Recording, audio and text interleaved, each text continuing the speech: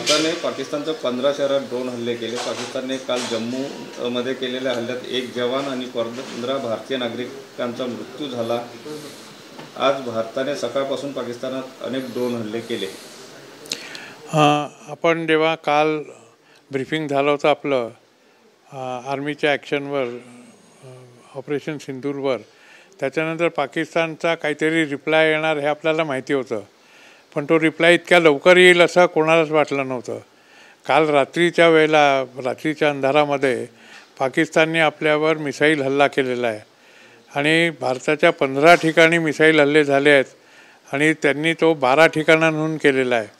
तर आपल्या ज्या यंत्रणा आहेत, डिटेक्शन यंत्रणा, त्यांनी ते 12 ठिकाणं शोधून काढली आणि ज्या वेळेला आज सकाळी ऑल पार्टी मीटिंग होत होती त्याच वेळेला भारतीय सेनेने आणि एअरफोर्सनी आपली जी हॅरोप मिसाईल्स आहेत, हॅरोप ड्रोन्स जे आहेत, याच्याकडनं मिळालेले, इस्रायलकडनं मिळालेले, ते लॉन्च केले।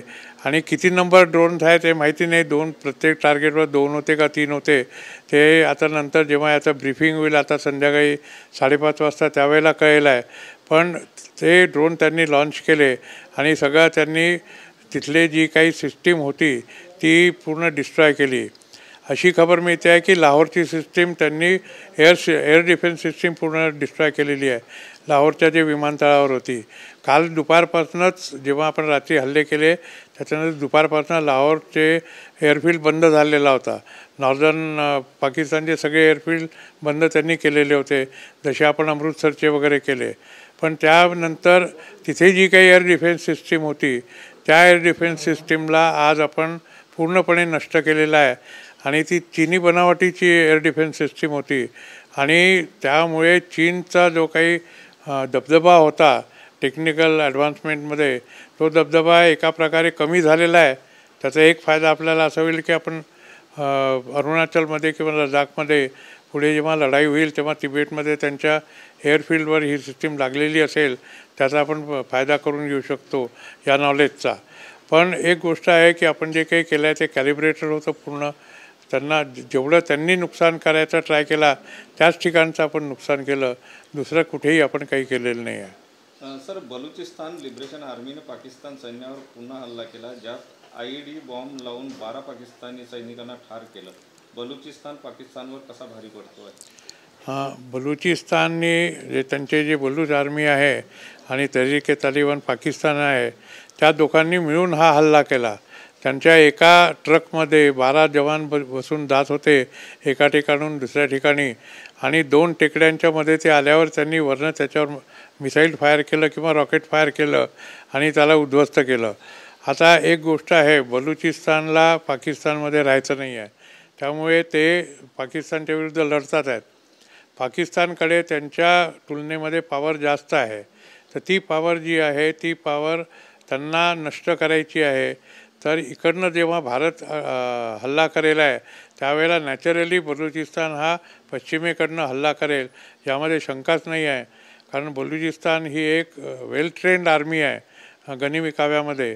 आणि हा गनिमी-कावा जो सांगतो की शत्रूवर जेव्हा एका बाजूने दाब पडतो तेव्हा दुसऱ्या बाजूने आपण दाब द्यायला पाहिजे आणि तेच ते करतात आहेत। रक्ताचा एक थेंबाचा बदला पाकिस्तान घेणार अशी दरपोक्ती पाकिस्तानचे पंतप्रधान शहबाज शरीफ यांनी केलेली होती। आपल्याला वाटतं एअर स्ट्राईकनं जबर हादरा दिल्यावरही पाकिस्तान काही करू शकतं? आपण आज जो ड्रोन हल्ला केला त्याच्यामुळे जो त्यांना काही धसका मिळालेला आहे, त्यांचा जो काही भ्रमाचा भोपळा फुटलेला आहे, त्याच्यामुळे त्यांचा खासदार एक आहे तो त्यांच्या संसदेमध्ये रडला आणि त्यांनी सांगितलं की अल्लाह आके हमारी इस गुर्बत को, हमको इस गुर्बत से निकालो।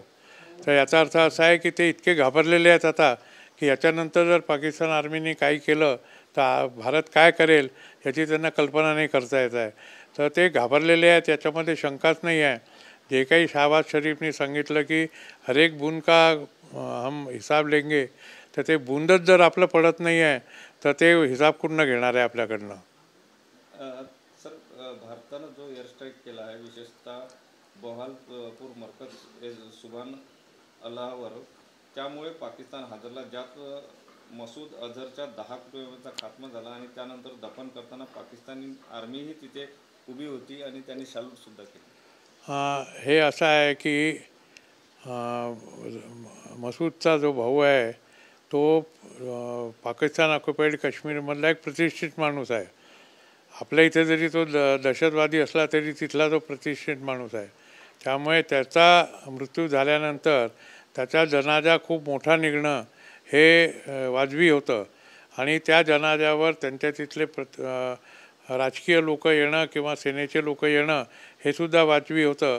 आपल्या इथे जसा आपल्या सोल्जर्सचा अंत्ययात्रा निघते आणि त्याच्यामध्ये सगळे लोक आर्मीवाले येतात, एअरफोर्सवाले आपले पोलीसवाले येतात, लोकल लोक येतात, तसंच तिथे झालेलं आहे. त्याच्यामुळे आपण एवढं काही त्याला महत्त्व द्यायची गरज नाही असं माझं मत आहे.